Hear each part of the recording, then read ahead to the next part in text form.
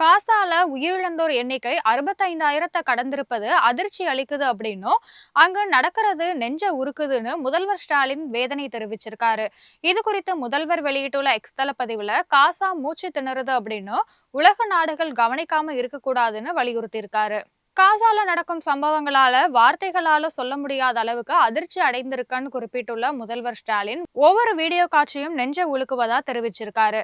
குழந்தைகளுடைய அழுகை, பட்னி கிடக்கும் குழந்தைகளோட வீடியோ காட்சி, மருத்துவமனைகள் மீது குண்டுவீச்சு, ஐநா விசாரணை கமிஷன் உடைய இனப்படுகொலை அறிவிப்பு ஆகியவை எந்த மனிதனும் ஒருபோதும் பாதிக்கப்படக்கூடாத துன்பத்தை காட்டுறதா முதல்வர் ஸ்டாலின் சுட்டிக்காட்டியிருக்காரு. அப்பாவி உயிர்கள் பறிபோகும் போது மௌனமா இருக்கக்கூடாது, இனிமே அனுமதி காக்க கூடாது, ஒவ்வொருவரும் மனசாட்சியோட செயல்படணும்னு தெரிவிச்சிருக்காரு. இந்தியா உறுதியா பேச வேண்டும், உலகம் ஒன்றுபட வேண்டும், இந்த பயங்கரத்தை இப்போதே முடிவுக்கு கொண்டு வர நம்ம எல்லோருமே இணைந்து செயல்படணும்னு முதல்வர் ஸ்டாலின் வலியுறுத்தி கேட்டுக்கொண்டிருக்காரு.